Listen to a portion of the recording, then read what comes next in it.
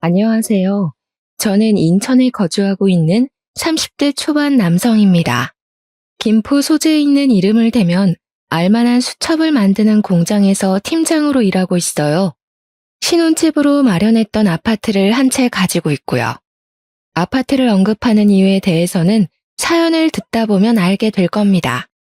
현재는 이혼을 한 상태이지만 이혼을 하기까지의 기막힌 사연을 들려드리고자 해요. 어렸을 적부터 집이 부유한 정도까지는 아니나 부족함 없이 자랐습니다. 하고 싶은 것, 먹고 싶은 것은 다 하고 살았고 부모님의 아낌없는 지원으로 무사히 대학도 졸업할 수 있었죠. 경제학을 전공하기는 했지만 군대를 다녀오고 마땅히 제가 무얼 해야 하는지 갈피를 잡지 못했고요.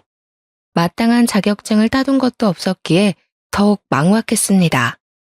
부모님은 시간적인 여유를 두고 천천히 생각해보라고 하셨지만 너무 죄송스러운 마음에 뭐라도 해야겠다 싶었어요. 그래서 우연히 좋은 기회로 지금 일하고 있는 수첩 공장에 취직을 하게 됐죠. 집은 인천이었는데 통근버스가 있어 비교적 수월하게 출퇴근을 할 수 있었습니다. 급여도 나쁘지 않았기에 마음먹고 공장에 출근을 하게 되었어요. 나름 인지도 있고 이름을 대면 알만한 업체여서 나름의 자부심도 느꼈죠. 일한 지 몇 개월 정도 됐을 때 같은 공장에서 일하던 여직원을 만나게 되었습니다. 그 직원은 신입 직원이었는데 제가 사수가 되어 옆에서 일을 알려줘야 했어요. 수수하게 생긴 외모에 싹싹한 성격까지 남자로서 반하지 않을 수 없었습니다. 자연스레 서로 연락처를 주고받게 됐고요. 그렇게 사수와 부사수 사이가 되었죠. 이지은 씨, 입사한 지 한 달이나 됐는데 그동안 도대체 뭘 배운 거야? 사수가 누구야? 뭘 가르쳤길래 이렇게 간단한 업무도 하나 처리 못해, 어? 내가 아니었으면 어쩔 뻔했어? 잘리고 싶냐고. 입이 있으면 말을 하란 말이야. 과장님, 이지은 씨 사수는 접니다. 무슨 일인지는 모르겠지만 이제 막 한 달 된 직원이에요. 제가 조금 더 자세히 알려줄 테니 너무 노여워 마세요. 이제 한 달밖에 안 됐는데 뭘 알겠냐고요. 뭐? 영훈 씨, 내가 자기 그렇게 안 봤는데 말이야. 상사가 말을 하면 네 하고 말 것이지 뭘 잘했다고 내 말에 토를 달아? 자기도 잘리고 싶어? 도대체 직원 교육을 어떻게 시키는 거야? 사수면 책임을 지고 실수하지 않게 잘 가르쳐야지. 죄송한 말씀이지만 그렇게 과하게 뭐라 하시는 것도 정도껏 하셔야 합니다. 신입 직원이 알면 얼마나 한다고 그러겠습니까? 과장님은 신입 때 실수 안 하셨어요? 왜 애꿎은 신입한테 히스테리를 부리냐 이 말입니다. 뭐? 영훈 씨, 말 다 했어? 내가 영훈 씨 그동안 잘해주고 오냐오냐 하니까 내가 만만해 보여? 사수나 부사수나 다 똑같구만. 나 참 진짜 어이가 없어서. 뭐? 히스테리? 어디 히스테리 마음껏 부려줘? 에헤이, 김 과장도 그만하면 됐어요. 사수가 잘 가르치겠다잖아요. 더 큰 소리 내지 말고 다들 각자 자리에 가서 일합시다. 자, 김 과장도 진정하시고 영훈 씨도 얼른 일 봐. 사실 김 과장님은 40대 중반인데 노처녀 히스테리를 늘 직원들에게 부리고는 했었죠. 저는 그러려니 할 수 있었지만 신입 직원이었던 전처는 그걸 감당하기 어려웠을 겁니다. 그렇게 그날 우리는 퇴근 후 술 한잔을 하게 됐고 저는 원래 사회생활이 그런 거라며 위로를 해주었어요. 나이도 어린데 공장에서 힘들게 일하며 잘 살려고 노력하는 것 자체가 대단한 일이라면서요. 그 기회로 우리는 서로에 대한 호감이 생겨 연인 사이로 발전하게 됐죠.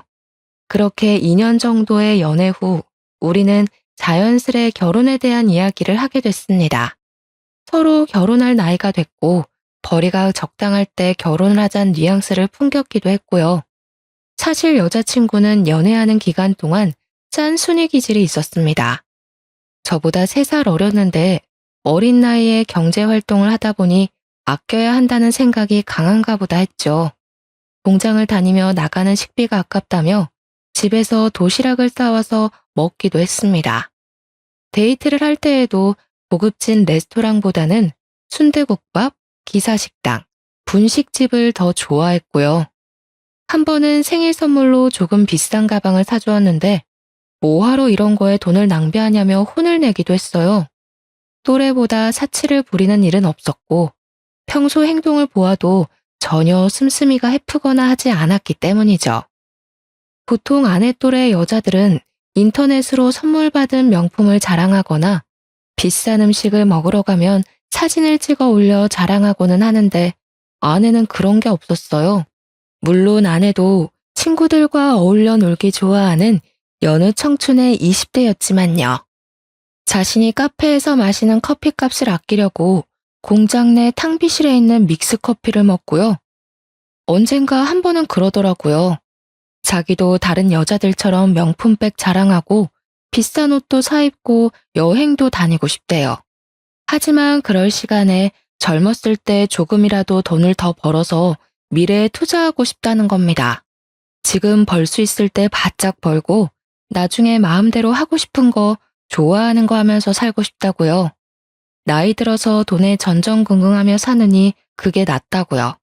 남들이 보면 지질이 궁상처럼 보이겠지만 여자친구를 사랑했기에 그 마음 하나로 결혼에 대한 결심을 굳혔습니다. 그리고는 양가 집에 인사를 드리러 가게 되었습니다. 아, 안녕하세요. 영훈 씨와 교제 중인 이지은이라고 합니다. 잘 부탁드려요, 어머니. 아이고, 영훈이 드디어 네가 정신을 차린 모양이구나. 잘 됐네, 잘 됐어. 아가씨, 우리 영훈이 만나느라 고생이 많죠? 참하게도 생겼네. 그래, 저녁은 먹었어? 어서 와서 앉아요. 시장할 텐데 밥부터 먹자고. 직장 잘 다니게 해주셔서 감사하다고 기도한 게 엊그제 같은데 가정을 꾸리게 되다니. 너무 축하해, 아들. 우리 며느리도 앞으로 잘 지내보자꾸나. 결혼 준비하면서 부족한 게 있거든 언제든지 말하렴 도와줄 테니. 부모님은 제가 결혼을 하겠다고 말하니 입꼬리가 떨어질 줄 모르게 좋아하셨죠. 며칠 뒤 여자친구 집에도 인사를 가게 됐습니다. 마찬가지로 식사 후에 커피 한 잔을 하며 이야기를 나누었습니다. 여자친구 집에서는 예비 장인과 장모가 자기들은 여유가 되질 않는다며 많이 보태주지 못해서 미안하다고 하셨고요. 어차피 우리가 하는 결혼이라 양가 부모님들께 크게 손을 벌리고 싶지는 않았기에 문제가 될 건 없었습니다. 그러면서 저한테 집은 어디에 구할 거냐는 둥, 모아놓은 재산은 얼마냐는 둥 질문이 많으셨어요. 하나밖에 없는 딸을 시집 보내는데 당연히 궁금하시겠거니 하고 나름의 계획을 말씀드렸습니다. 우리 집도 여유 있는 형편은 아니었기에 우리들이 모은 돈으로 시작할 예정이라고 말했고요. 표정이 약간 어두워지는 듯 했으나 이내 알았다며 결혼 준비를 잘해보자고 하셨어요. 예, 영훈아, 너에게 줄 것이 있어. 나중에 결혼 자금으로 주려고 모아둔 돈인데 이걸로 필요한 거 사고 그래. 집은 이 엄마가 사주마. 직장과 가까워야 하니 미리 봐둔 아파트가 있거든. 거기로 해줄 테니 행복하게 잘 살기만 해. 엄마, 이러지 않으셔도 돼요. 나도 직장 자리 잡았고 스스로 할 수 있어요. 넣어두세요. 제가 벌어서 알아서 할 테니 걱정 마시라니까요. 감사하게도 부모님께서는 그동안 모아놓은 돈을 보태주시며 작은 아파트까지 마련해 주셨습니다. 처음 시작하는 인생인데 빚 없이 살아야 한다며 자신들도 어차피 일을 하니 걱정하지 말라셨고요. 조금 무리해서 직장 근처에 있는 집을 마련해 주셨죠. 당연히 혼수는 저와 여자친구가 모아둔 돈으로 해야겠다는 생각을 했습니다. 자기, 지금 모아둔 돈이 얼마나 있어? 부모님이 집까지 해주시고 여윳돈도 주셨는데 이 돈으로 하는 건 조금 아닌 것 같아. 우리 힘으로 혼수 정도는 채워넣어야 할 것 같은데 자기 생각은 어때? 나 사실은 사정이 좀 있어서 모아놓은 돈이 1,000만 원이 전부야. 미리 말하지 못해서 미안한데 부모님이 나이가 있으시니 수입이 일정치 않으셔서 내가 조금 도와드렸어. 어린 동생도 있고 그동안 직장에서 일한 기간에 비해 생각보다 모은 돈이 별로 없다고 느낀 저는 조금 의아했습니다. 얼마를 어떻게 보태주는지 굳이 따져 묻지는 않았어요. 저였어도 부모님이 힘들다 하시면 당연하게 도와드렸기 때문이죠. 이해했습니다. 그래도 있는 돈을 모아 혼수를 마련하기로 했고 가구와 가전을 사서 들여놓으니 조금씩 신혼집의 구색을 갖추기 시작했죠. 결혼 준비를 하며 집을 부부 공동 명의로 해야 세금이 조금 줄어든다 하여 혼인신고를 미리 했고요. 그렇게 상견례도 하고 몇 개월이 지나 행복하게 결혼식을 올렸습니다. 물론 그 일이 터지기 전까지는 세상을 다 가진 것 같은 기분이었죠. 결혼 생활은 평범했습니다. 하지만 같은 공장을 다녀서 그런지 주변 시선들이 신경 쓰였어요. 사장님의 배려로 부서가 바뀌어서 아내와 매일 얼굴 보고 일하진 않았습니다. 아무래도 같은 공간에 있다 보면 다른 사람들이 불편해할 수도 있었으니까요. 신혼집에서 함께 아침 차려 먹고 저녁 차려 먹는 평범한 일상이 당연하게 느껴질 때쯤이었어요. 여보, 내 남동생 말야. 곧 초등학교도 가야 되고 이만저만 드는 돈이 너무 많아. 친정에서 수입도 일정치 않은 데다가 요즘에는 학원도 3-4개씩 다닌다더라고. 뒤처지면 안 되니까 어떻게든 해야 되는데 나는 내 월급 친정에 보탤게. 뭐? 그게 말이 돼? 아무리 사정이 어렵다지만 같이 벌어서 저축도 해야 되고 우리도 언젠가는 아이가 생길 텐데 미래를 준비해야 하는 입장이잖아. 조금 더 넓은 집으로 이사도 가야 하고 말이야. 많이 도와드리지는 못하겠지만 월급 전부를 주는 건 조금 과하지 않아? 벌이가 적은 것도 아니고 내 월급쯤이야 없어도 솔직히 먹고 사는 데는 지장 없잖아. 그리고 어머니가 주신 돈도 있고 여유가 없는 것도 아닌데 내가 내 월급도 마음대로 못해? 여보가 너무 이기적인 거 아니야? 뭐? 이기적이라고? 그럼 나도 우리 엄마한테 내 월급 다 줘도 되냐? 말을 그렇게 하면 안 되지. 처가댁도 사정이 있으신 건 알겠지만 우리도 엄연한 가정이야. 우리 가정을 위해서 써야지 왜 장인 장모님한테 돈을 그렇게 주는 건데? 장인어른도 일하시고 장모님도 일하시는데 아무리 그래도 그렇지. 월급 전부는 좀 심하지 않아? 저는 솔직히 어이가 없었습니다. 용돈을 안 드린 것도 아니고 그렇게 생활이 어려울 정도로 부족하다는 생각이 들지 않았어요. 현재 장인어른은 아파트 경비원 일을 하고 계시고 장모님은 국민연금을 받고 계십니다. 그래도 장인어른이 벌고 계시는데 애 한 명 키우는 게 그렇게 힘든가 싶었어요. 아직 초등학교도 들어가기 전인데 학원을 다니는 것도 아니고 애 하나에 얼마나 많은 공을 들이나 생각했어요. 남동생을 얼마나 끔찍이도 아끼길래 그렇게 많은 돈이 필요한가 싶었어요. 그래서 아내가 굳이 이렇게까지 월급을 올인하면서까지 생활해야 하나 싶었죠. 제가 아직 아이가 없어서 그런지는 모르지만 아내에게 너무 과한 처사 같다고 이야기했습니다. 아내가 울면서 엄마 아빠가 힘들어 하시는데 남동생을 위해 버는 게 뭐가 이상하냐며 소리치더군요. 그래 좋다 이거예요. 다 이해하는데 아무리 그래도 저희도 엄연한 가정 아닙니까? 저희도 언젠가는 아이를 낳고 가족이라는 울타리 안에서 살아야 하는데 미리 준비를 해도 모자랄 판에 월급 올인이라뇨. 저는 화가 났지만 참고 이내 한숨을 쉬며 아내를 설득했습니다. 상황을 이해 못하는 건 아니야. 앞으로 살면서 드는 돈이 더 많아지겠지. 그래도 월급 전부를 주는 건 좀 아니야. 우리도 우리의 생활이 있고 미래를 생각해야 하는데 그런 준비를 하나도 못 해두면 우리도 난감하잖아. 그러니까 100만 원만 보태드리고 나머지는 저축을 하던 자기가 쓰던 그건 마음대로 해. 내가 내 월급을 마음대로 하지 못한다는 게 조금은 아쉽네. 하지만 자기 말처럼 우리도 한 가정이니 나도 가정에 충실해야지. 자기한테 매달 100만 원 줄 테니 자기가 직접 보내드려. 대신 나머지 돈에 대해서는 터치 안 했으면 좋겠어. 우리 돈이기도 하지만 그 전에 내가 열심히 일해서 번 돈이잖아. 알겠지?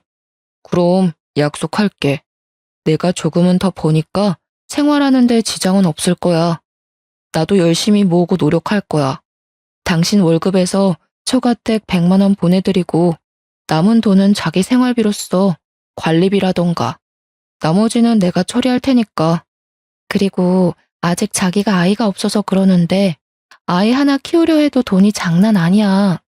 누구보다 잘나게 키우고 싶은 게 부모 심정이라던데 우리 부모님은 나이도 많으신데 어떻게 더 일을 하실 수가 있겠어? 나는 내 동생 남들한테 모자라 보이지 않게 키울 거야. 하나뿐인 남동생인데 그러니 내가 조금 도와드리려고 했던 것뿐이고 더는 오해하지 않았으면 해.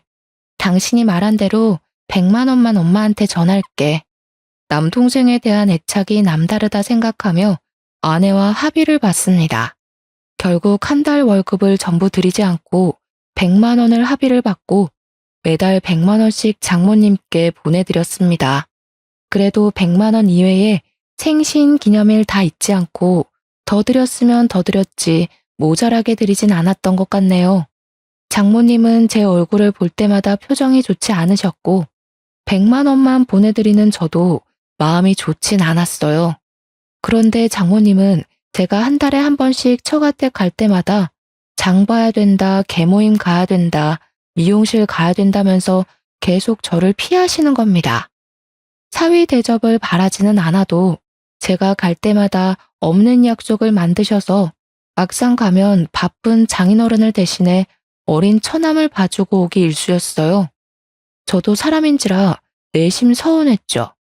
한편으로는 드리는 돈을 줄여서 그런가 싶어서 마음이 조금 불편하기도 했습니다. 장모님이 나한테 많이 서운하신가? 맨날 오면 얼굴은 통 뵙지도 못하고 왜 나를 피하시는 느낌이 드는 거지? 엄마가? 에이, 여보가 착각한 거 아닐까? 엄마도 우리 왔다고 못해둔 할 일이 많은가 봐. 여보도 생각해봐. 우리 엄마가 늦둥이 키우느라 얼마나 힘들면 우리 오자마자 미용실이랑 계모임이랑 가겠어. 그만큼 못하는 일이 많았다는 거 아니겠어? 애써 그래 좋게 좋게 생각하자. 나이 드신 장모님이 애 키우느라 바깥 생활하기 힘들어서 저랑 아내가 올 때만큼이라도 시간 내서 약속 만드는 거겠지 하며 좋게 생각하기로 했습니다. 그런데 문제의 그날에 제가 들어서는 안 될 말을 듣고야 말았습니다. 그때도 처가댁을 방문했는데 아내가 집에 도착하자마자 장모님은 친구들이랑 약속이 있다며 급하게 나가셨어요. 알겠다고 바깥일 보고 오시라고 했죠. 아내와 함께 처남과 영화관 가서 영화도 보고 장난감도 사주고는 다시 처가댁에 돌아왔습니다. 주말인데 운전을 해서 그런가 저녁 식사를 한 뒤 피곤해서 잠이 들어버렸어요. 그러나 자던 것도 잠시 수근수근거리는 소리에 잠에서 깨고 말았습니다. 거실에서 아이의 소리가 들렸고 아내와 장모님이 대화를 나누고 있었죠. 무슨 이야기인지 듣다가 저는 기절초풍하고 말았습니다. 그래도 얘 아직까지 몰라서 다행이다. 고적상으로도 네 동생으로 되어 있으니 문제될 건 없다만 그래도 안 들키게 조심해야 해.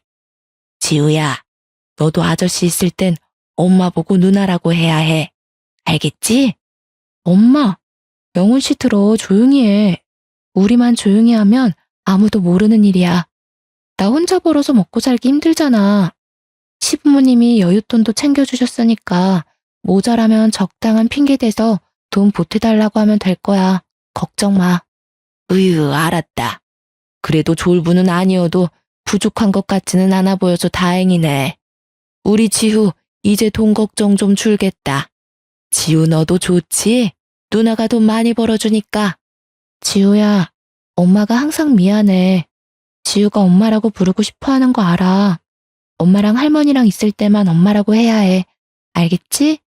아저씨나 다른 할머니, 할아버지 계시면 누나라고 꼭 부르고. 착하지 우리 지우? 아내는 나이 차이가 많이 나는 7살짜리 남동생이 알고 보니 동생이 아니라 지 자식이었던 거예요.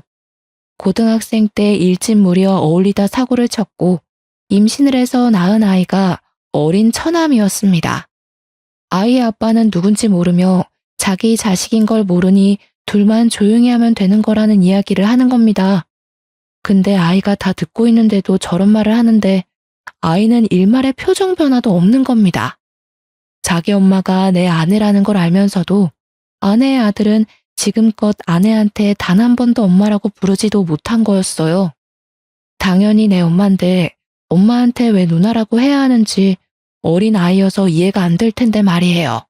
그리고 엄마 말대로 부자는 아니지만 집안도 나쁘지 않아.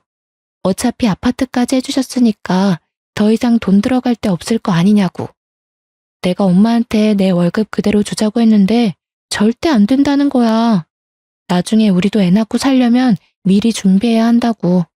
그래서 100만 원만 보내게 된 거야. 어쩔 수 없었어. 그런데 난 우리 지우 좋은 학원 보내주고 좋은 거 입히고 하려면 돈이 더 필요해.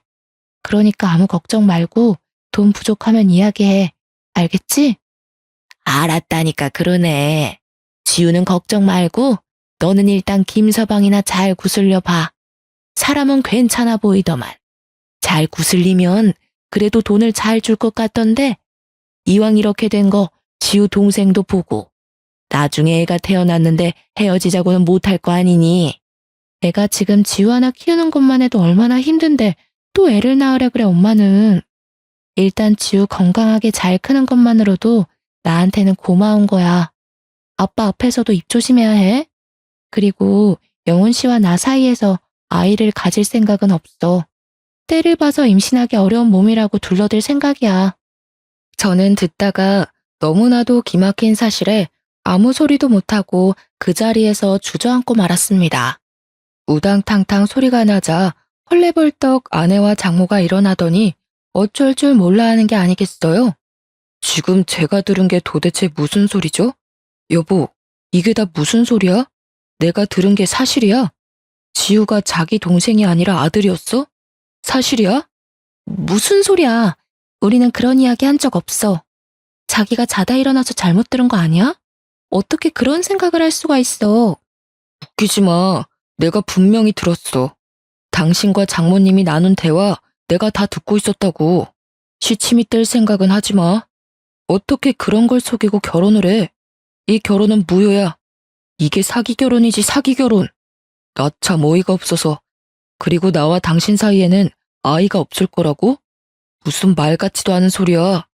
아니 여보, 내 이야기 좀 들어봐. 당신이 오해하고 있는 거라니까. 사기 결혼이라니 여보.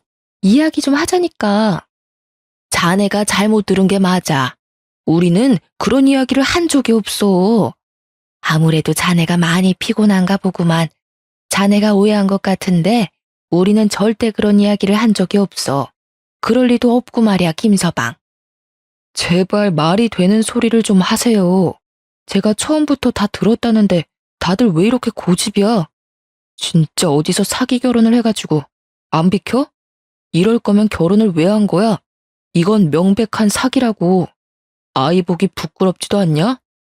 언성이 오가고 소리가 점점 커지자 아이가 겁에 질렸고 울기 시작하더군요.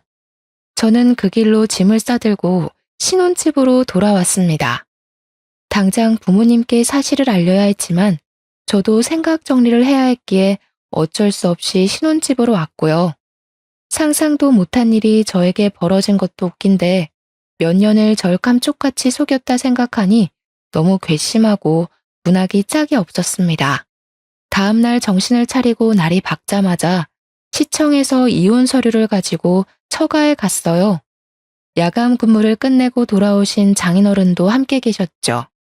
이른 아침부터 무슨 일이냐 물으셨고 다 같이 이야기 좀 하자며 거실로 불렀습니다. 혼인신고를 이미 해버린 상태였고 결혼 1년 만에 이혼을 해야 하는 저는 어이가 없었어요. 거실에 장인, 장모, 아내를 불러다 앉히고는 이야기를 했어요. 이혼 서류를 턱하니 내미니 장인어른은 이게 뭐냐며 어리둥절하셨고 아내와 장모님은 거의 반포기 상태로 될 대로 되라는 듯이 말했어요. 어제 거실에서 나눈 이야기는 뭔지 사실인지 물었죠. 그래, 나 고등학교 때 많이 사고 쳤어. 흔히들 말하는 일진이라고 하는 무리랑도 어울렸고 그렇게 방황하면서 술도 먹고 담배도 폈다. 그러다가 아이가 생긴 걸 알게 됐지. 아이 앞에서 할 말은 아니지만 이미 알았을 때는 수술할 수 있는 시기도 놓쳤어. 그때가 고3이었나? 도움을 청할 곳이 없던 나는 그대로 가출을 했지. 그래서 미혼모 시설에 가서 애를 낳았어. 그 아이가 지우야. 그리고 당신한테 말 안 한 게 있는데 우리 신혼집 담보로 대출도 받았어. 그걸로 아빠 차 바꿔드렸고. 됐어? 이제 속 시원해? 일부러 숨기려고 했던 것은 아니야. 어쩌다 보니 일이 이렇게 된 거지. 그렇다고 앞길이 창창한 애를 고작 애 하나 때문에 가로막을 순 없지 않겠나? 지우한테는 미안하지만 우리 호적에 올려 동생으로 키울 작정이었어. 문제될 건 하나도 없고 말고 호적 정리도 깨끗하고 그러니 자네가 이해를 좀 해주었으면 좋겠어. 알고 보니 아내는 거의 모든 것이 거짓말이었어요. 그리고 무엇보다 충격적인 건 결혼 준비를 하면서 부부 공동 명의로 된 집을 담보로 3천만 원이라는 큰 돈을 대출을 받았다는 겁니다.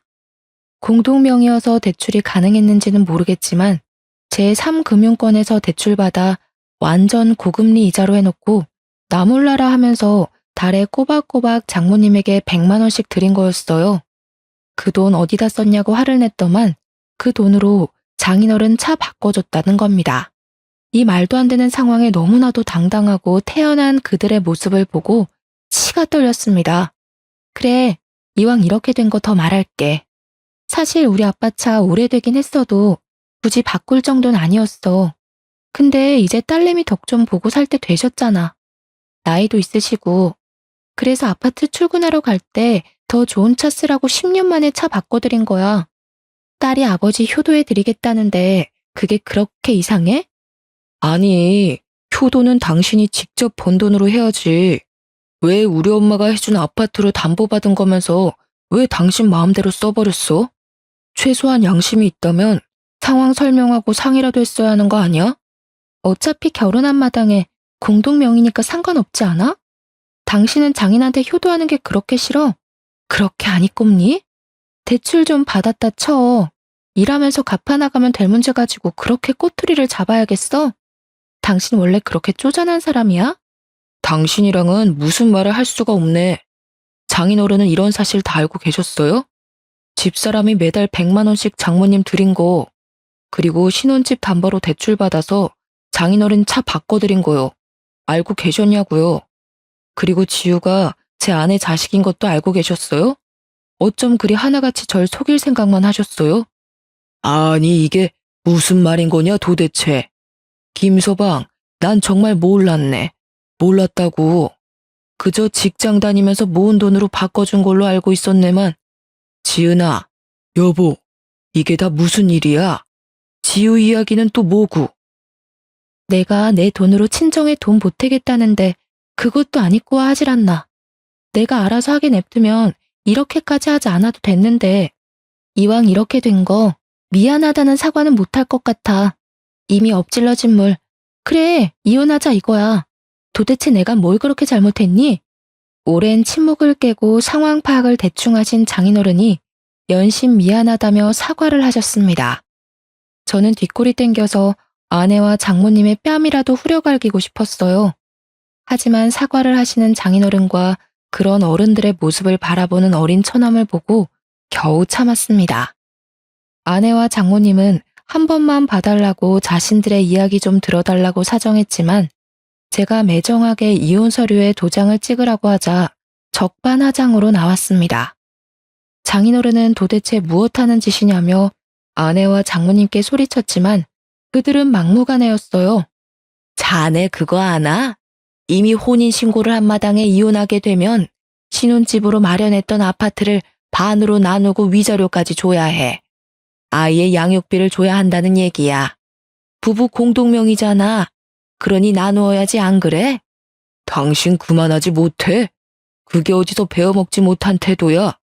김서방한테 무릎을 꿇고 빌어도 모자랄 판국에 무슨 자신감으로 그런 태도냔 말이야.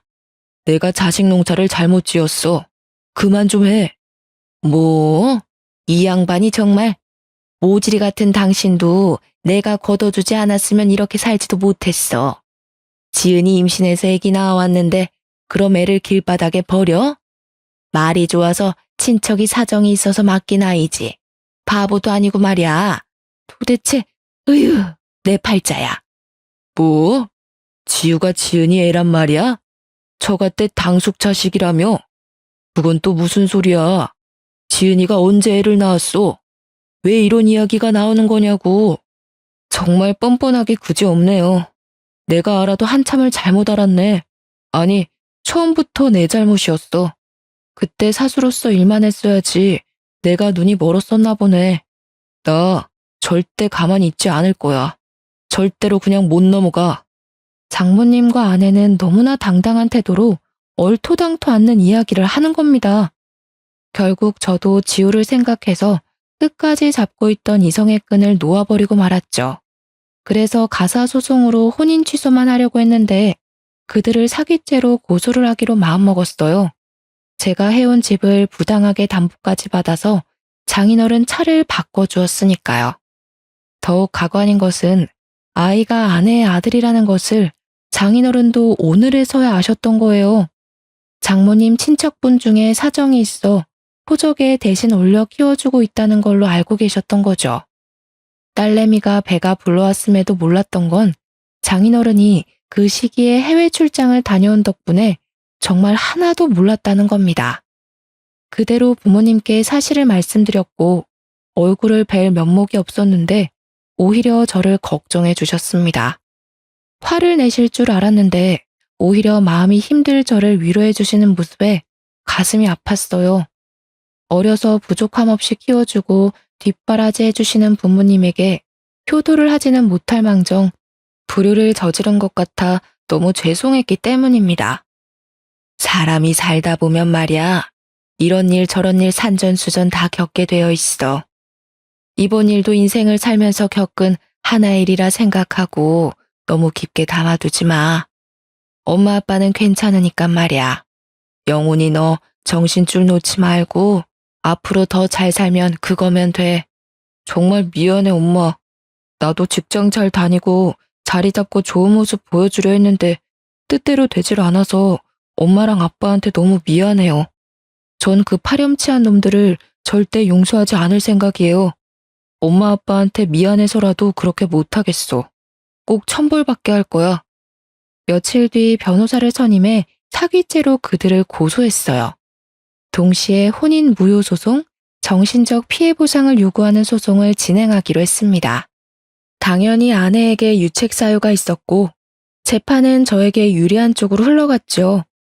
아내가 부부 공동명의를 빌미로 대출을 받아 빚을 만든 점, 본인의 아이를 동생이라 속이고 그 사실을 배우자에게 의도적으로 숨긴 점, 맞벌이로 같이 일하고 가사노동을 하긴 했으나 본인이 얻은 이득은 가정에 하나도 도움이 되지 않은 점 등 아내에게 유책 사유는 너무 많았습니다.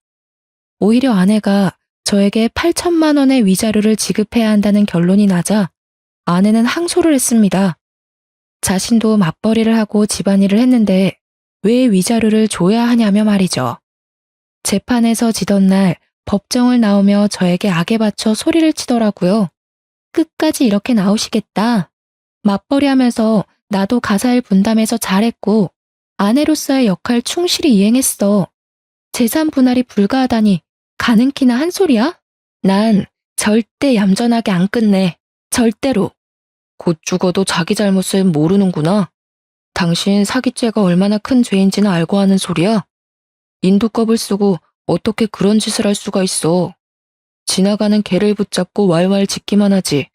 즉 개 같은 소리라는 거야. 맞소송? 까짓 거 해. 아직도 당신이 뭘 잘못했는지 모르는가 본데 어디 한번 끝까지 가보자고. 사기죄든 뭐든 꼭 콩밥 먹게 해줄게. 처음에는 처가댁도 변호사를 선임해서 항소하고 맞소송을 하기도 했어요. 하지만 여유가 없던 그들은 수임료를 감당하지 못했던 탓에 1년 정도의 긴 법정 싸움 끝에 결국 저에게 소송을 취하해달라고 찾아왔습니다. 제가 쉽게 소송을 취하해주지 않자 저희 부모님에게까지 찾아갔더군요. 어느 날 장인어른은 지우를 데리고 저를 찾아오셨습니다. 자네가 그동안 얼마나 힘들었을지 내 감은 안 잡히네만 감히 말할 수도 없는 노릇이고 소송도 내 의지와는 상관없는 일이지만 애초에 지은이와 마누라는 나는 안중에도 없었어. 미안하지만 자네가 나를 봐서라도 선처를 해주면 안 되겠나? 내가 자식을 잘못 키웠네. 못난 이 사람을 봐서라도 용서해주게. 아저씨, 한 번만 봐주시면 안 돼요? 진짜 미안해요. 우리 엄마 혼내지 말아주세요. 지우가 잘못했어요. 미안해요. 자네가 그날 그렇게 집에 가버리고 나도 더 이상 같이 살 수가 없어서 나왔네. 처음에는 혼자 나왔는데 지우가 지은이랑 마누라 틈 사이에 껴서 제대로 살 수가 있을까 해서 결국에는 내가 데리고 나왔지. 그래서 지금은 원룸에서 같이 생활하고 있네. 자네에겐 정말 미안하지만 다시 한번 말하지만 제발 선처를 해줄 수는 없겠나? 장인어른은 어린 처남, 아니 그 여자의 아들을 데리고 오면서까지 아이를 봐서라도 한 번만 선처해달라고 사정을 했습니다. 장인어른이 저지른 잘못도 아닌데 괜한 심술로 욕보이는 것 같아 죄송할 따름이었어요. 장인어른과 지우에게 식사를 대접해드리고는 집으로 돌려보냈습니다. 물론 그 와중에도 아내와 장모였던 사람은 얼굴도 안 보였지만요. 장인어른만 간간히 찾아오시며 미안하다는 말씀과 함께 직원들과 일하면서 마시라고 커피를 사주고 가실 뿐이었습니다. 솔직히 장인어른과 아이만 아니었으면 모조리 감옥에 보내버리고 싶은 심정이었죠. 저는 결혼 준비를 하며 쏟아부은 시간과 돈을 모두 받아내고자 했습니다. 저희 부모님이 힘들게 마련해 주신 집과 그에 대한 노력의 대가들까지도요. 하지만 지후 그 어린아이가 신경이 많이 쓰였어요.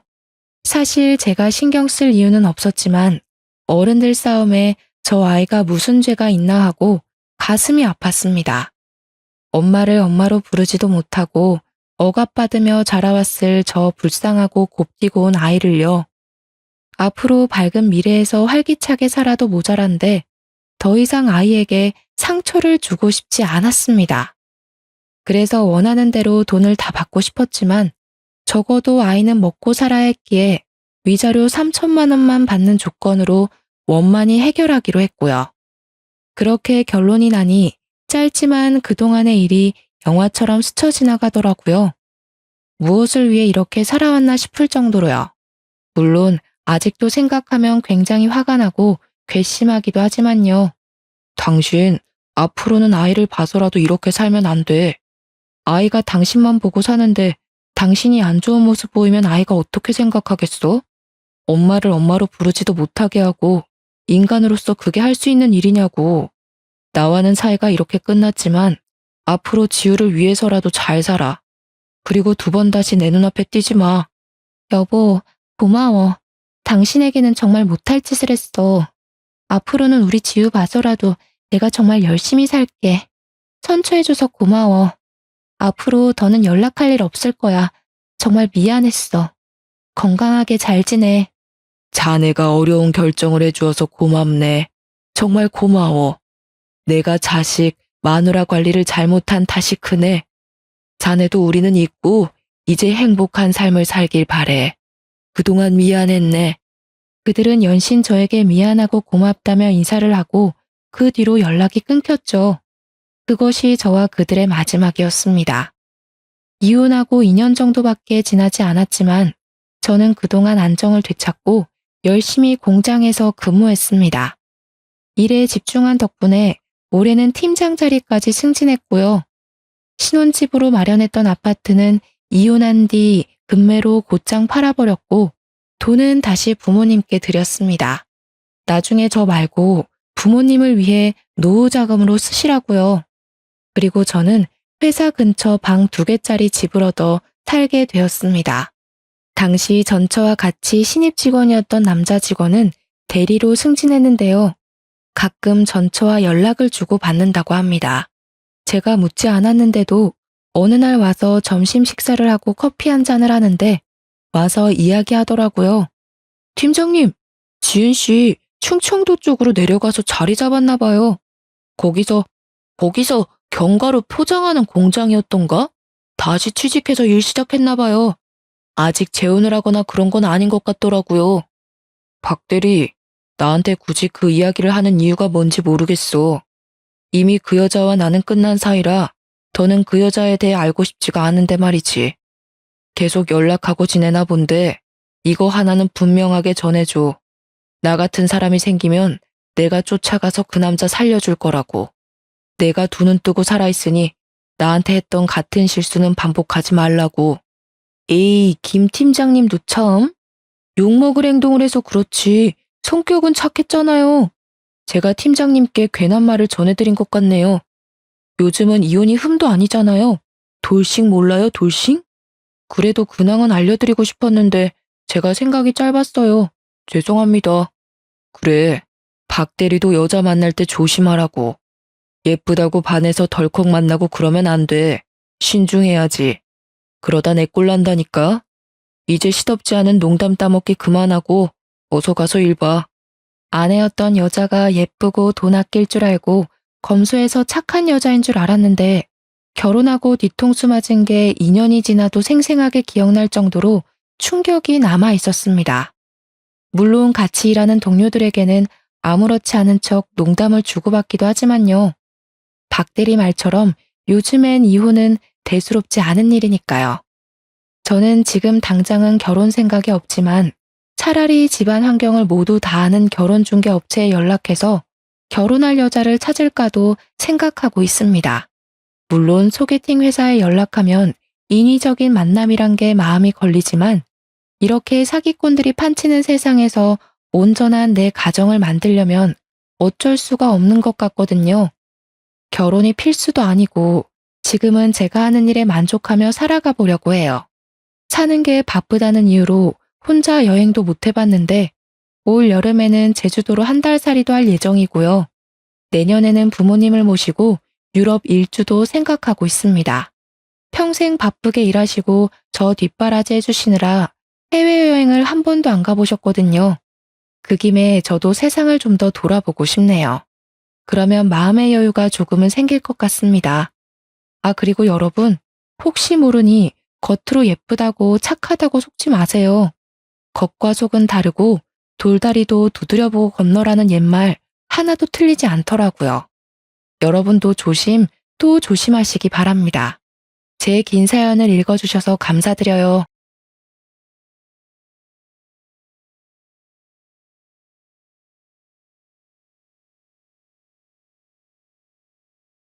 안녕하세요. 지금 서울에 거주하고 있는 38살 아이 둘 엄마예요. 이혼한 지는 별로 안 되었어요. 솔직히 아이가 둘이나 있어서 이혼을 해야 하나 망설일 때도 많이 있었지만 내로남불 남편이랑 같이 살다가는 제 수명이 줄어들 것 같아서 이혼을 결심하게 되었어요. 솔직히 남편 노릇은 그렇다 해도 아빠 노릇만이라도 제대로 했다면 이 지경까지 오지는 않았겠지만 어쩌겠어요. 제가 선택한 남자인데. 지금이라도 반품해서 다행이라고 생각해요. 저희는 동아리 모임을 통해서 만나게 되었어요. 저 또한 활기찬 성격이었기 때문에 외향적인 남편과 잘 맞았죠. 그래서 주말에 같이 운동도 하면서 데이트를 즐겨 했어요. 색깔도 문제가 없었는데 아이를 낳고 키우면서 서로 얼굴 붉힐 일들이 많이 생기더라고요. 여보, 이번 주 주말에 날씨도 좋다는데 근교 놀이동산이나 갈까? 아니면 근처에 키즈카페 오픈한 곳 있다던데 거기 갈까? 나 좀 쉬자. 나 평일에 쎄 빠지게 일하는 거 뻔히 알면서 주말에 쉬는 것도 안 입고 와. 남편 좀 쉬는 게 그렇게 보기 싫냐? 주말에는 나도 좀 쉬자고. 아니, 애들이 평일에는 거의 집에만 있으니까 답답해하니까 그러지. 그럼 그냥 집 앞 놀이터에서 놀다가 새로 생긴 음식점 있던데 걸어서 산책하는 겸 저녁 먹고 오는 건 어때? 주말 이벤트로 좀 저렴하게 먹을 수 있는 것 같던데. 저녁은 안 돼. 나 애들이랑 약속 있어. 이번에 미국 갔다가 오는 친구 있어서 같이 얼굴 보기로 했어.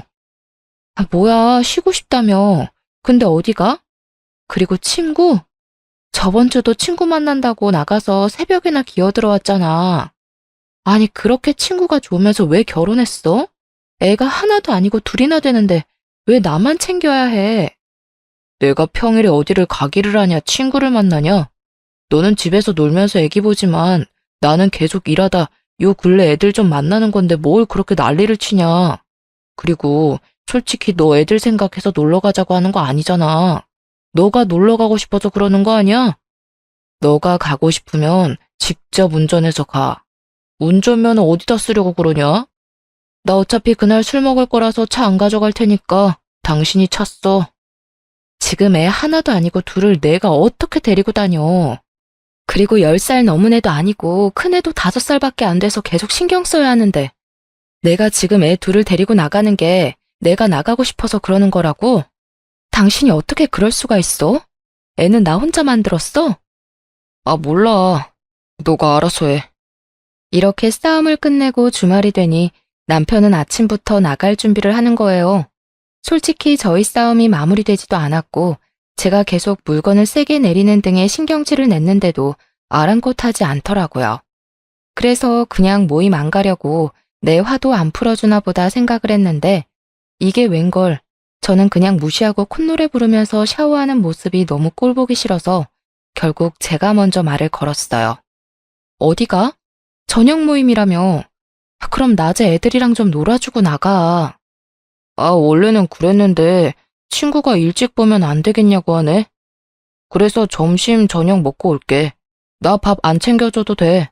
당신 편하겠네. 내가 알아서 밥도 챙겨 먹고. 이런 남편이 어딨냐? 아니, 그럼 점심부터 나가서 저녁에 다 돼서 오겠다고? 주말에 나 혼자 애 보라고? 아니, 평일에도 내가 다 보잖아. 일찍 올게, 일찍. 얘들아, 아빠 다녀올게. 내가 그렇게 화를 내는 상황인데도 본인은 기분이 좋은지 신나서 인사하며 현관을 나서더라고요. 그 모습을 보면서 이따 집에 못 들어오게 문을 다 잠궈버려야 하나라는 생각도 들었어요. 그러면서 저도 모르게 계속 시계를 보게 되더라고요. 자존심 상해서 먼저 연락은 하고 싶지 않았어요. 그런데 저녁 시간이 지나고 8시, 9시가 돼도 올 생각을 안 하더라고요. 신나서 나간 남편은 밤 11시가 돼서야 집에 들어왔어요. 그것도 술을 잔뜩 먹고 술 냄새를 풍기면서 들어왔어요.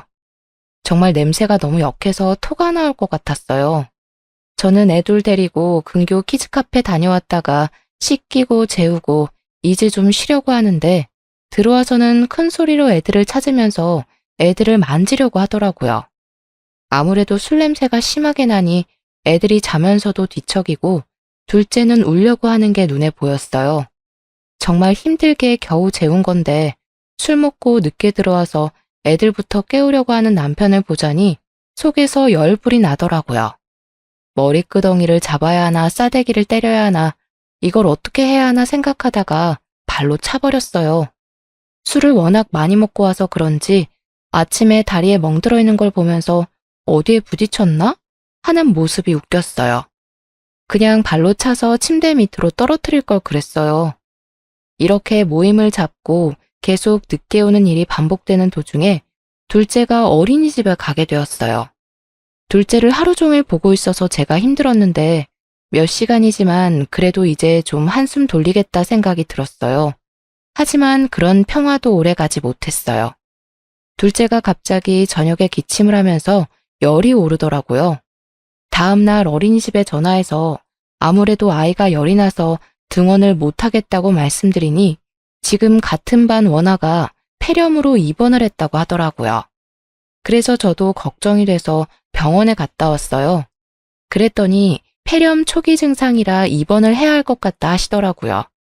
우선 알겠다고 하고 남편한테 연락을 했어요. 여보 바빠?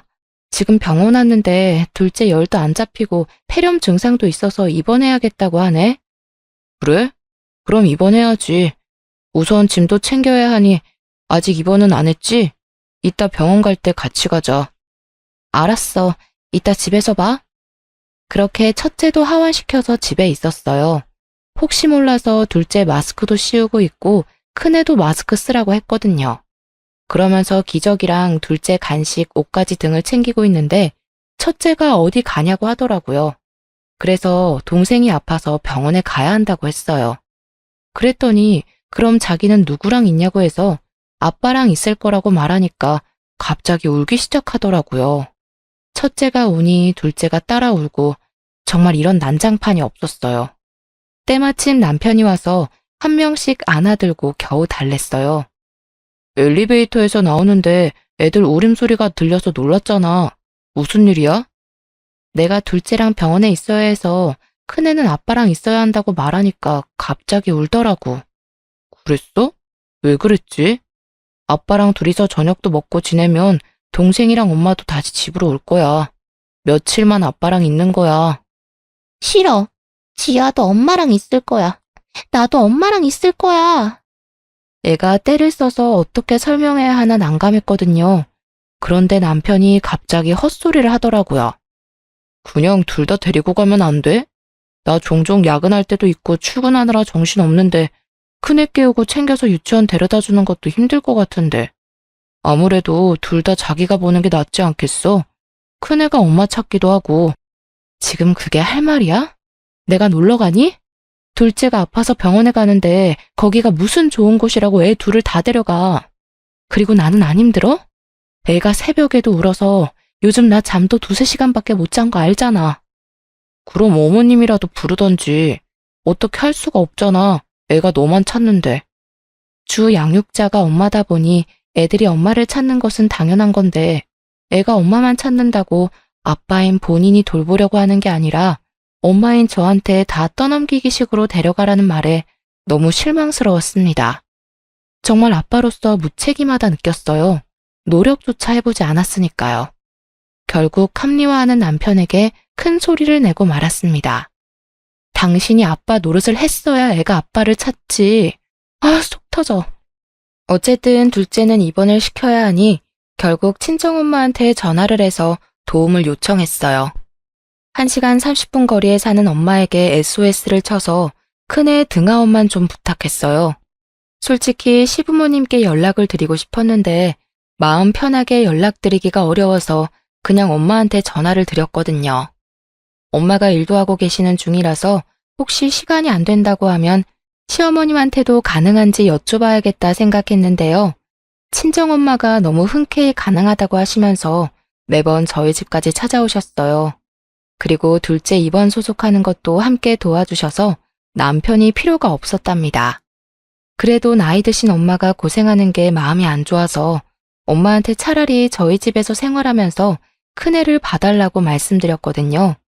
근데 엄마는 집에 있는 사위가 불편해한다면서 거절하셨고 굳이 운전해서 매일 집을 왔다 갔다 하셨죠. 이렇게 엄마 도움 받아서 일주일 정도 무사히 입원이 끝났어요. 저는 도와준 친정엄마한테 너무 고마우니 성의를 봐서라도 용돈 정도는 드리는 게 맞겠다 싶어서 남편에게 말했죠. 그랬더니 펄쩍 뛰더라고요. 이게 펄쩍 뛸 만한 일인가? 생각이 들었지만 그래도 돈은 남편이랑 얘기하고 보내드려야 할 것 같아서 처음에는 조곤조곤 얘기했어요.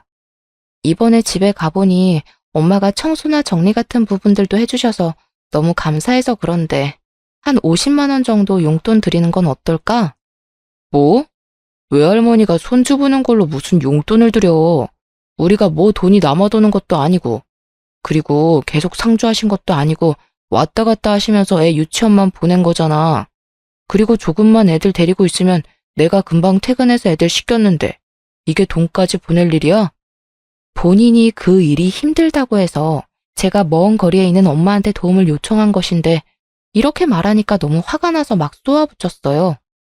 우리 엄마가 앞에 10분 거리 사는 것도 아니고 1시간 30분씩 왔다 갔다 하셨어. 기름값 정도는 드릴 수 있잖아. 내가 몇백만 원 드리고 싶어도 우리 상황 안 되니까 그거는 말도 안 해. 그런데 내가 드리고 싶다고 말하기 전에 당신이 먼저 얘기해야 하는 거 아니야? 사실 당신이 힘들다고 해서 내가 엄마한테 전화 드린 거잖아. 솔직히 나는 많이 드릴 수 있으면 더 많이 드리고 싶은데 우리가 그럴 만한 상황이 안 되는 거 아니까 50만 원만 드리자는 거야. 넌 나 혼자 돈 버니까 돈 버는 게 얼마나 힘든 줄 모르지? 한 달에 몇백만 원 버는 게 얼마나 힘든데 너네 엄마라고 50만 원 주자는 게 말이 된다고 생각해? 막말로 장모님이 좋아서 오셨는데 우리가 굳이 돈까지 줘야 되냐? 당신 말대로 우리 지금 상황 안 좋잖아. 가만 보니 당신은 왜 돈을 쓸 생각만 하냐? 뭐? 굳이 돈까지 줘야 되냐고? 진짜 당신 보면 내가 할 말을 잃어. 당신이 조금만 시간 내서 부지런히 애들 등하원 시키면 될 일을 굳이 못한다고 해서 엄마가 오신 거야. 이걸 왜 돈을 줘야 되는지 이해를 못해? 가족이 아니더라도 우리를 위해 시간을 쓰셨는데 살이라도 하는 게 맞는 거라고. 당신 진짜 친정이라고 너무 날로 먹으려고 하네. 아주 서러워서 살겠어? 친정이 뭐 필요하면 당연히 도와야 되는 존재니? 가족끼리 돕고 사는 거지. 돈을 들이면 더 이상해진다니까. 하여튼 당신 드리기만 해봐. 난 분명 안 된다고 했어. 100만 원 보내달라고 하는 것도 아니고 50만 원으로 이렇게 큰 소리가 오갈 줄 몰랐어요. 하도 난리를 쳐서 결국 남편 몰래 모아둔 돈 조금 보내드리면서 너무 죄송하다고 했어요. 근데 엄마는 그마저도 뭘 보내냐고 너 힘들겠다고 애들 맛있는 거 사주라며 다시 보내셨더라고요. 진짜 너무 죄송했어요. 남편만 생각하면 한숨이 푹푹 나오더라고요. 돈 못 버는 서러움이 이런 건가 싶기도 하고 이놈이랑 계속 사는 게 맞나 싶은 생각이 들었죠. 솔직히 지금 육아휴직하고 있는 중인 거지 계속 일을 못하는 상황이거나 추후에 돈을 못 버는 것도 아닌데 이렇게 돈 쓰는 거 하나하나 눈치를 보고 허락을 받아야 하는 상황이 너무 짜증나서 그냥 갈라서는 게 나을까? 라는 생각도 들었어요. 하지만 애도 둘이나 있고 그놈이 그놈이겠지라는 생각에 이제 와서 어쩌겠어란 생각으로 겨우 버텼네요. 둘째도 이제 건강하고 어린이집도 잘 다니게 되니 저도 좀 살만하더라고요. 둘째가 어린이집에 잘 적응한 지 한 3, 4개월이 되니 제가 좀 여유가 생겨서 남편이 저녁 약속을 잡아도 흔쾌히 보내줬거든요. 저도 애들 어린이집, 유치원 보내고 나면 쉬는 시간도 생기기도 하고 종종 남편이 저녁을 먹고 오면 편할 때도 있었거든요. 애들끼리 대충 끼니를 때우는 것도 부담이 없고요. 애들은 반찬 투정도 안 하고 주는 대로 잘 먹는데 남편은 반찬이 이게 다냐며 투정만 해대니 제 성질만 나빠지더라고요. 차라리 남편이 하루에 한 끼라도 밖에서 먹고 오는 게 제 정신 건강에 더 도움이 되었죠. 그래서 남편 없이 저 혼자만의 여유 시간들이 소중해지더라고요. 여러분들도 다들 이러시나요? 부부가 항상 붙어 있을 필요는 없잖아요.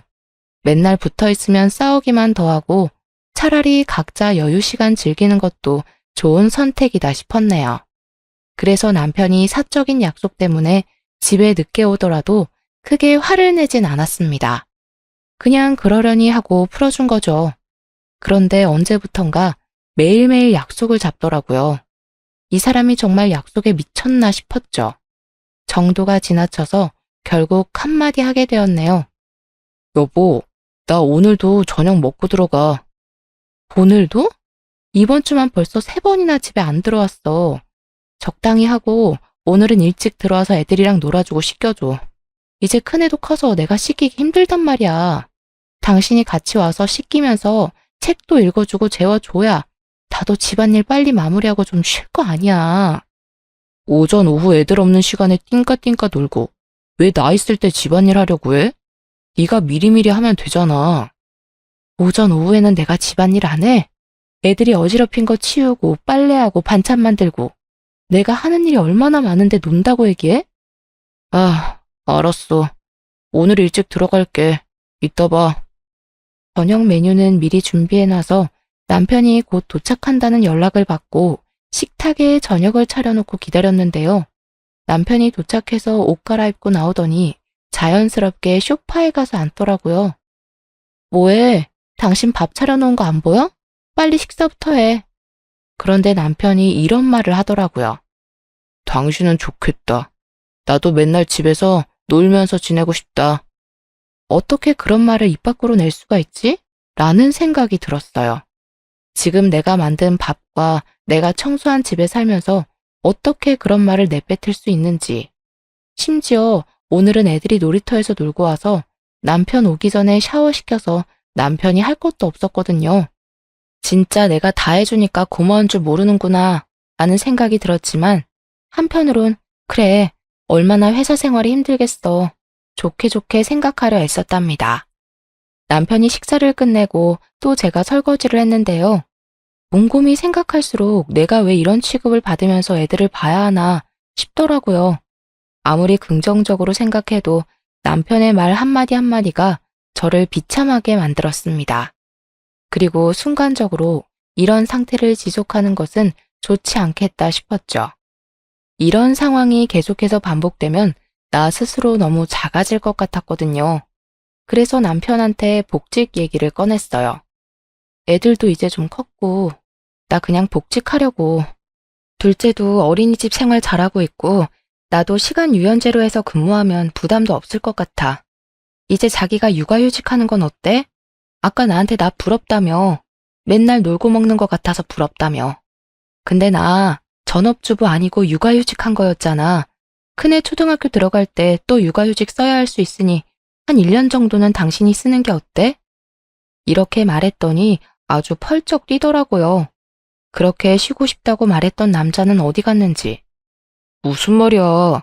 남자가 무슨 육아휴직이야? 그리고 둘째가 아직 3살도 안 됐는데 벌써 복직을 한다고? 너 엄마 맞냐? 어떻게 그렇게 생각할 수가 있냐? 진짜 어이가 없다. 그리고 내 커리어는 생각 안 해? 어? 지금 커리어가 중요해? 당신 진짜 말 너무 서운하게 한다. 가만 보면 당신은 애한테 도움 주는 게 하나도 없는 것 같아. 애는 나 혼자 낳았어? 왜 맨날 책임은 내가 져? 그리고 당신 혼자 돈 번다고 유세 떨고 나는 집에서 먹고 노는 사람처럼 얘기하는 것도 짜증나. 애들은 알아서 크는 게 아니야. 부모 손길이 필요하다고. 그 속에서 엄마가 할 일, 아빠가 할 일 따로 있는데 당신은 아무것도 안 하려고 하잖아. 그리고 커리어? 내 커리어는 나는 뭐 하고 싶은 게 없어서 애 키우냐? 당신 지금 이런 태도 내로남불이야. 커리어 꺾이는 게 그렇게 싫으면 군소리 말고 일하던가. 아님 육아휴직하고 애들 보면 되잖아. 남편은 제 말에 할 말이 없는지 화장실로 도망가더라고요. 이렇게 결론 없이 싸움으로 마무리되었죠.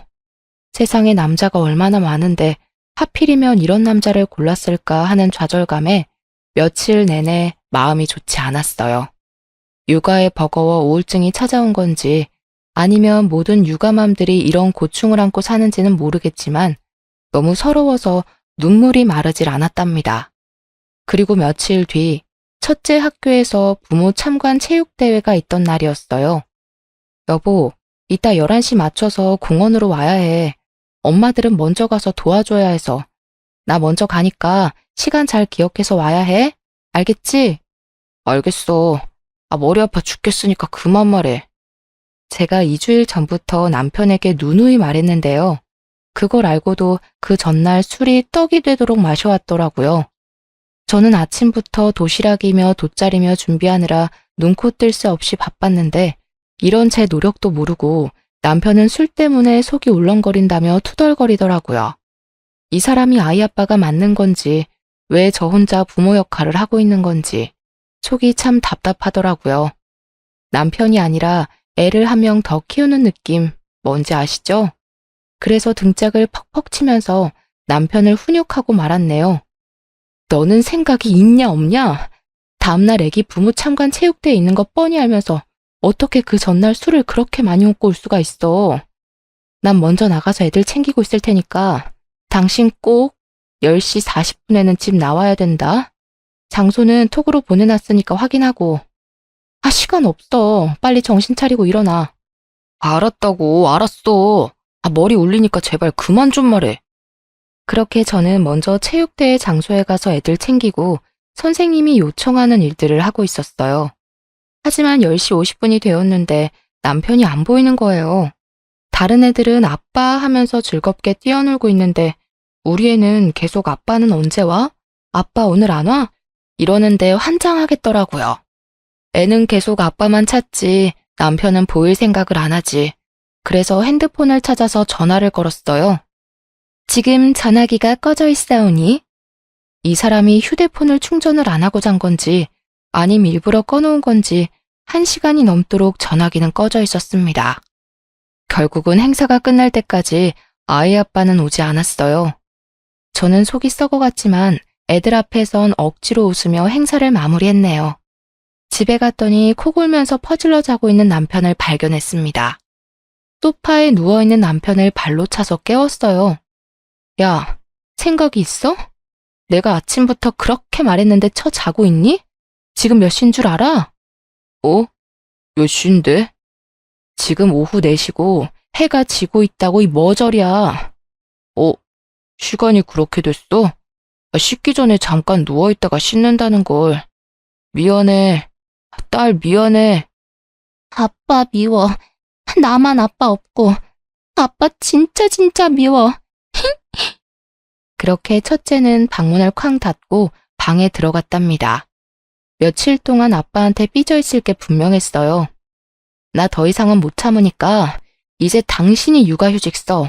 나 다음 주에 복직 신청서 낼 거니까. 뭐? 진심이야? 애는 엄마가 봐야지. 다음 주 가서 바로 육아휴직 신청하고 와. 안 하고 오면 내가 회사에 전화해서 신청해버리라니까. 그렇게 남편은 육아휴직을 제출하고 저는 복직 신청을 진행했어요. 다행히 시기가 잘 맞았는지 육아 대체로 일하고 있던 분도 몇 달 전 임신에 성공하셨다며 다음 주 육아휴직을 가신다고 해서 제가 빠르게 복직을 할 수 있었답니다. 남편은 애가 둘이기도 하고 한 번도 육아휴직을 신청한 적이 없어서 어렵지 않게 승인이 되었어요. 확실히 대기업을 다니니 이런 복지가 있어서 좋더라고요. 그래서 남편은 제가 복직하고 일주일 뒤부터 육아휴직을 시작하게 되었어요. 처음에는 제가 출근하는 거 보면서 누워만 있으니 좋았나 봐요. 그런데 아이들 챙기는 일이 쉽지 않다는 거 아니까 그냥 냅뒀어요. 즐길 수 있을 때 즐기라고. 그런데 퇴근하고 집에 왔는데도 집안 꼴이 똑같더라고요. 처음에는 그래, 갑자기 애들 챙기게 되니 정신없겠지 생각해서 제가 이것저것 도와줬었어요. 와서 저녁을 해줄 때도 있고 제가 대신 애들 케어해줄 때도 있고요. 그런데 어느 순간부터 아무것도 안 하고 제가 가도 애들 TV 보여주면서 소파에 누워있더라고요. 그래서 화가 나서 나 밥 안 주냐고 소리쳤어요. 뭐해? 밥 안 차려? 나 배고파. 당신이 해. 나 오늘 애들 보느라 힘들었어.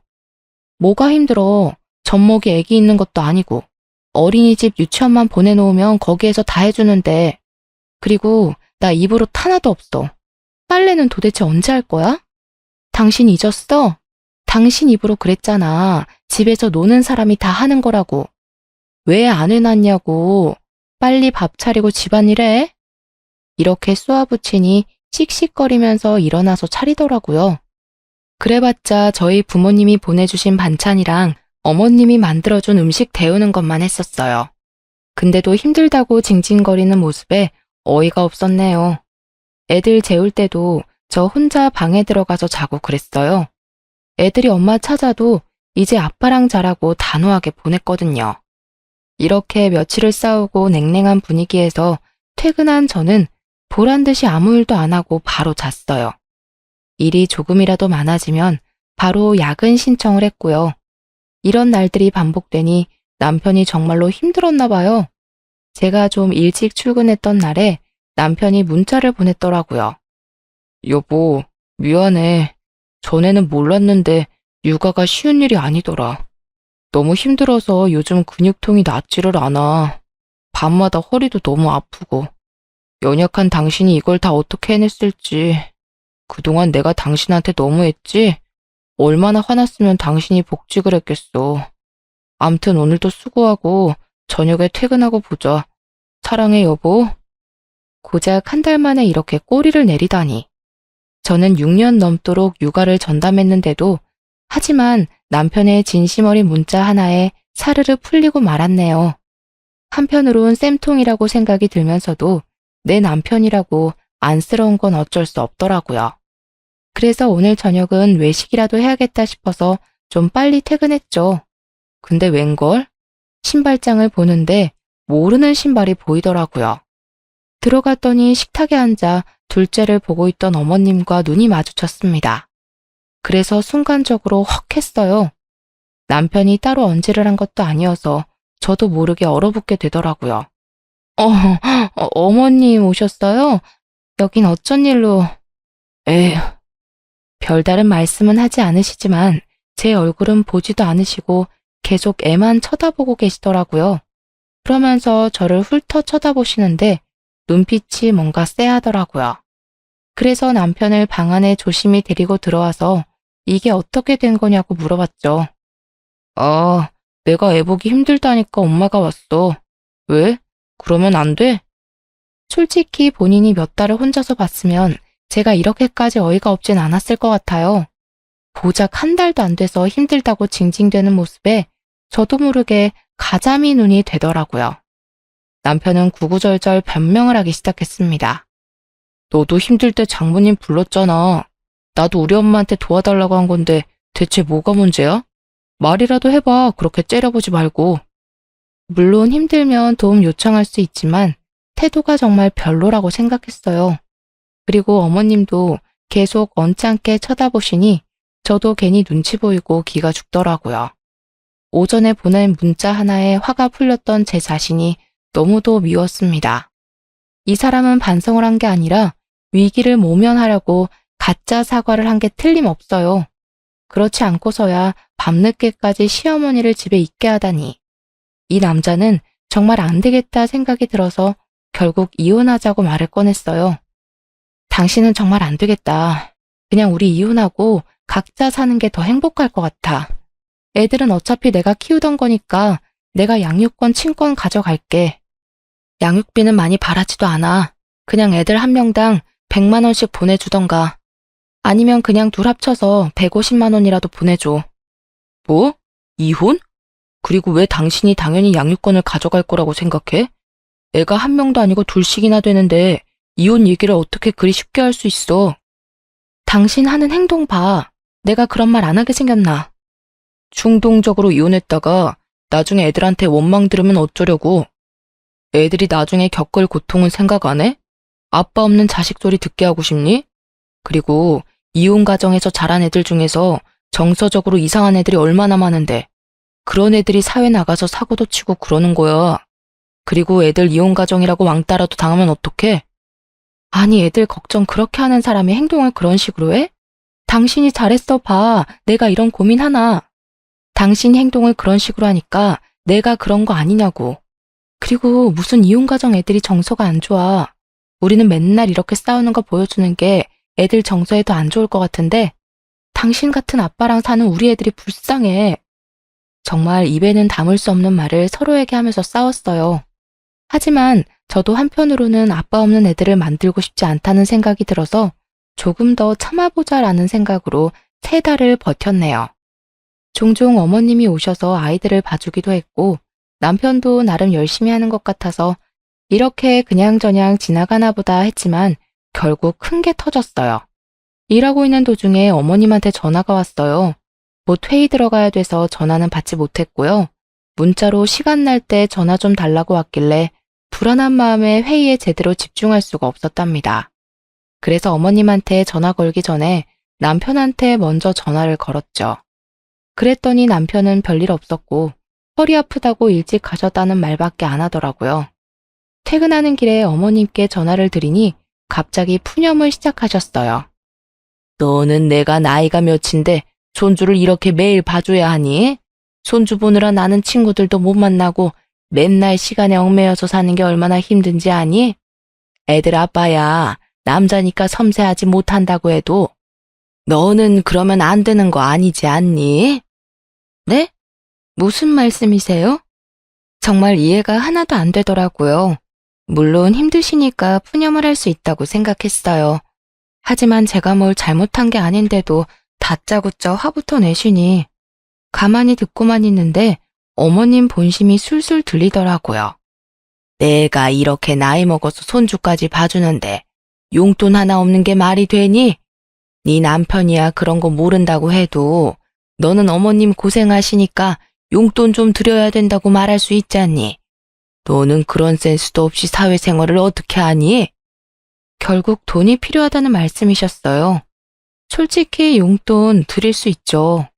그런데 아들한테도 말도 못하시고 저한테 전화해서 용돈 달라고 하는 게 속이 너무 보이는 행동 아닌가요? 그러면서 저번에 오신 친정엄마랑 시어머니가 너무 비교되더라고요. 심지어 엄마는 용돈을 드린다고 해도 거절하셨는데 시어머니는 다짜고짜 전화해서 맡긴 돈 찾는 사람처럼 혼내시니 저도 마음 한켠 불만이 쌓이더라고요. 아, 어머니, 애기 아빠가 예전에 저희 엄마가 도와주러 왔을 때 용돈 드리자고 하니 할머니가 손주 예뻐서 오시는 건데 뭘 돈을 드리냐고. 그러면 오히려 더 불편해할 거라고 했거든요. 그래서 어머님도 아이들 예뻐서 봐주시는 거라 생각해서 용돈은 생각 못했어요. 애들 아빠랑 얘기해 볼게요. 저는 서둘러 전화를 끊은 후 집에 와서 남편이랑 얘기했어요. 오늘 어머님한테 전화 왔는데 나한테 용돈 보내달라고 하시네?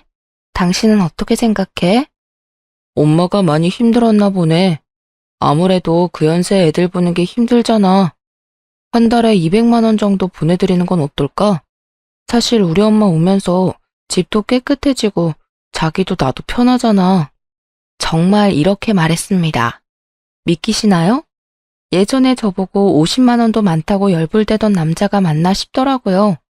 마치 다른 사람 같았습니다. 그게 아니면 자기가 했던 말을 기억을 못하나? 바보인가? 이런 생각까지 들더라고요.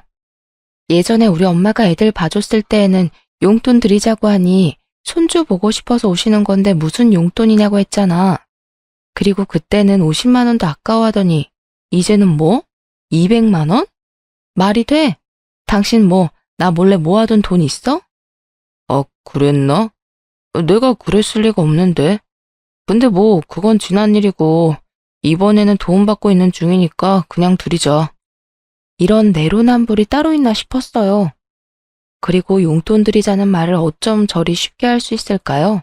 속에서 열불이 났어요. 예전에 우리 엄마 도움 받았을 때 흔쾌히 용돈 드렸다면 저도 조금 많은 돈이긴 하지만 시어머니 고생하는 건 사실이니 참고 드렸을 거예요. 그런데 가족끼리 돈 주고받으면 안 된다는 사람이 200만 원을 드리자고 하는 게 말이 되나요? 여보, 친정엄마도 저번에 무급으로 일하셨어. 용돈을 줘도 오히려 싫다고 하셨고. 근데 어머님은 먼저 돈 달라고 하시는 게 좀 그렇네. 에이, 그건 그냥 등하원만 시킨 거고 이건 다르잖아. 애를 봐주셨으니 그만큼 돈을 드리는 게 당연하지. 요새 육아만 하는 가정부 고용해도 200만 원은 줘야 되는 거 몰라? 엄마도 그 정도 노동은 하니까 그만한 돈을 주자는 거지. 뭐? 우리 엄만 안 되고 너네 엄만 된다는 그런 논리는 어디서 왔어? 진짜 못 들어주겠네. 아, 근데 우리 돈 없잖아. 나도 어머님께 드릴 돈 없어. 지금 나 혼자 벌어서 상황이 안 좋은데 월 200만 원을 어떻게 주겠어? 어머님이 정 힘들어 보이면 자기가 더 집안일하고 애들 보면 되겠네. 그러고 문을 쾅 닫고 들어왔어요. 그랬더니 쪼르르 들어와서 아니 말을 왜 그렇게 하냐며 성질을 내는데 저는 아랑곳하지 않았어요. 그리고 돈을 그렇게 주고 싶으면 스스로 투잡을 하든 부업을 해서 직접 주라고 말했죠. 하지만 본인이 힘든 거는 하기 싫었나 봐요. 곧바로 꼬리를 내리더라고요. 본인이 생각해도 억지를 부리는 것이라고 생각을 했는지 그 뒤로는 어머님 용돈 달라는 말을 안 해서 잘 마무리되었나 보다 생각을 했어요. 그런데 제가 가타부타 얘기 드리는 것도 없고 따로 연락 주는 것도 없으니 어머님이 답답하셨는지 슬그머니 남편한테 전화를 하더라고요. 그땐 제가 옆에 있어서 통화 내용을 대충 엿들었어요. 그런데 어머님 태도도 좀 너무하더라고요. 아들한테는 사근사근 고상한 말투로 그랬구나, 알겠어 라며 좋게 넘어가셨어요. 그런데 저는 만만하셨는지 1분 뒤에 갑자기 저한테 전화가 왔더라고요. 그러곤 대뜸 화부터 내셨어요. 이런 경우가 어디 있니? 예전에 너 우리 집에 인사 올 때부터 마음에 안 들었어. 너한테 우리 아들이 가당키나 하니? 아주 오냐오냐 해주니까 끝도 없이 기어오르려고 하는구나. 지금 너가 애들 엄마로 뭘 하고 있니? 우리 아들이 애들을 다 키우고 있는데 그럴 거면 너네 이혼해라. 라고 말이죠. 저는 속으로 오히려 좋다라고 느꼈어요. 솔직히 저 스스로 긴가민가한 부분이 있었거든요. 그런데 오히려 성을 내시면서 당장 이혼하라고 하니 제 입장에서 거절할 이유가 없었죠. 네, 어머님, 맞는 말씀 하셨어요. 아무래도 저희가 이혼을 해야 할 것 같네요. 어머님이 말씀하신 대로 제가 분수 모르는 결혼을 한 것 같아서 이렇게 힘들게 사나 봐요. 그래도 애들 아빠라 어떻게든 데리고 살려고 했는데 어머님도 이렇게 사는 건 아니라고 하시니 그럼 그냥 이혼할게요. 계속 생각해왔던 말이라 그런지 아주 술술술 말이 나오더라고요. 그렇게 시원하게 쏟아내고 나니 마음 편하게 전화도 먼저 끊었죠. 어차피 애들 케어도 계속 제가 해왔어서 양육권을 갖고 오는 것에 대해서는 문제가 없다 생각했어요. 만약 남편 쪽에서 말도 안 되는 소리 하면 변호사를 통해서 소송을 준비할 생각도 하고 있었고요. 그런데 어머님이 뒷수습은 생각하지도 않고 내뱉은 말이었는지 남편이 들고 일어났죠. 당신 진짜 미친 거야? 이혼하라는 건 그냥 홧김에 말씀하신 거지. 그걸 네 알겠습니다 하고 넙죽하겠다는 건 또 뭐야? 당신 못 들었어? 어머님이 나 원래부터 마음에 안 드셨대. 처음부터 결혼시키고 싶지 않았대. 그러면서 이혼하래. 무슨 이혼이 애들 장난도 아니고. 그러는 당신은 찔리는 게 없어? 나한테 그동안 잘못한 거 없냐고. 내가 괜히 이혼 생각이 들었냐 이 말이야. 아, 구구절절 말하기도 입 아프다. 사실 애들이 있을 때 할 이야기는 좀 아닌 것 같아서 엄마한테 애들을 1박 2일 정도 봐달라고 부탁했어요. 그동안은 남편과 말 한마디 안 하고 살았죠. 며칠 뒤 엄마가 애들을 데려가고 남편이 이상한 결심이라도 했는지 분위기를 잡더라고요. 그 모습이 어찌나 웃긴지. 제가 그렇게 힘들다고 뭐라고 할 때는 귓등으로도 안 듣고 이렇게 하면 이혼하는 거라고 얘기했을 때에도 그냥 이러다 말겠지 생각했었죠. 사실 저도 그냥 싸우다 말겠지 생각했는데 생각할수록 분하더라고요. 여보, 생각해봤어? 나는 정말 우리 이혼은 아니라고 생각해. 나 육아휴직도 하고 있고 애들 좀 더 크면 우리 사이도 괜찮아질 거고. 그리고 엄마도 그런 의도로 말한 거 아니라고 하던데. 그런 의도였던 아니던 간에 나는 이미 마음 굳혔어. 내가 계속 당신한테 얘기하고 요구하고 했을 때 당신은 관심도 없었고 그냥 그러다 넘어가겠지 생각했잖아. 나 이제 정말 당신한테 거는 기대도 없고 그냥 나 혼자 애 키우는 게 나을 것 같아. 그러니 그냥 서로 좋게 좋게 합의로 진행하자. 양육권이나 친권은 내가 가질게. 친권도? 친권은 내가 가져야 하는 거 아닐까? 양육은 당신이 한다고 해도 그래도 애들 아빠는 나니까. 친권은 내가 가져야 하는 거 아니야? 친권이랑 양육권이랑 나눠 가지면 나중에 애들 병원 가서 수술 받거나 하면 보호자 2명 동의가 필요해서 번거로워져. 그리고 당신이 언제부터 아이들 위해서 신경 썼다고 그래? 저는 남편을 계속 몰아붙였어요. 만약 합의해주지 않으면 나는 변호사 선임해서 소송으로 갈 생각도 있다 말하니 남편이 움찔하더라고요. 솔직히 본인도 소송으로 가도 승산 없는 게임이라고 생각했는지 그 뒤로는 그냥 알겠다고 했어요. 사실 결혼 생활한 지는 약 7, 8년 정도 되어요. 제가 약 6년 정도 육아를 하고 남편이 한 7, 8개월 정도 아이를 돌봤고요. 그렇게 저는 복직하고 1년 만에 이혼 도장을 찍게 되었네요. 중간중간 어머님이 전화하셔서 그런 뜻으로 말한 게 아니다라고 설득도 하시고 회유도 하셨어요. 그런데 사실 제가 아니다 생각을 하면 마음을 잘 바꾸지 않거든요. 오히려 저한테 이혼하라고 하셨던 분이 이러니까 웃기기도 했어요. 어머님이 원하시는 대로 애들 아빠랑 헤어지게 되었으니 저한테 따로 전화하지 않으셨으면 좋겠어요. 혹시 하시고 싶은 말이 있으시다면 애들 아빠한테만 하시면 될 것 같아요. 하고는 전화번호도 차단했어요. 예전 같았으면 정말 상상도 못할 일이죠. 그런데 저도 이제는 뭐 안 볼 사람인데 나 편한 대로 살아야지란 마음이 생기면서 눈치도 안 보고 하고 싶은 대로 행동하게 되었네요. 이후 과정은 합의로 원만하게 진행이 되었어요. 몇 차례 남편이 울면서 다시 생각하자고 말하긴 했지만 악어의 눈물 같아 보였어요. 예전 같았으면 뭔가 짠하면서 마음도 아프고 그랬을 텐데 질질 짜는 모습 보면서 이제는 좀 찌질하기도 하고 남편한테는 그래 있을 때 잘하지 그랬냐 라고 하고 말았네요. 제가 생각이 안 바뀌는 걸 알고 나서는 더 이상 남편도 저를 설득하지 않고 최대한 원활하게 상황을 마무리하려고 노력하더라고요. 그래서 지금은 남편한테 양육비 받으면서 애들이랑 부모님이랑 같이 살고 있어요. 아무래도 제가 회사를 다니면서 아이 둘을 케어하는 게 힘들더라고요. 그래서 재산 분할로 받은 돈이랑 저희 부모님 전세 자금이랑 합쳐서 회사 근처에 집 하나 장만하고 부모님이랑 아이들이랑 같이 살고 있어요. 아이들은 2주에 한 번씩 아빠 집으로 놀러 가요. 그럴 때 저는 친구를 만나거나 부모님 모시고 1박 2일 여행을 가면서 힐링 생활을 하고 있어요. 제 마음이 편하니 아이들도 편안해 보여요. 이게 맞는 것인지 저도 무척 고민을 많이 했답니다. 결론적으로 보면 아이들도 부모님이 맨날 만나서 싸우는 모습을 보지 않아서 편안하고 저 또한 집에 들어가는 것에 스트레스 받지 않아서 좋더라고요. 혹여나 이혼가정이라는 꼬리표가 아이들의 정서에 영향을 끼치면 어쩌나 고민도 참 많이 했는데요. 아직 다 크진 않았지만 우리 꼬맹이들이 아빠 보고 싶다는 말은 안 꺼내더라고요. 그리고 첫째 아이가 엄마가 웃고 있어서 지아도 행복해 라고 말하더라고요. 그렇게 다시 얘기를 하고 저 정말 열심히 살았었네요. 결혼하고 헤어지기로 결심하기까지 고민이 많으시겠지만 내로남불로 힘든 분들이 있다면 본인을 위한 선택이 무엇인지 한번 고민해보라고 말씀드리고 싶네요. 지금까지 제 사연 들어주셔서 감사합니다.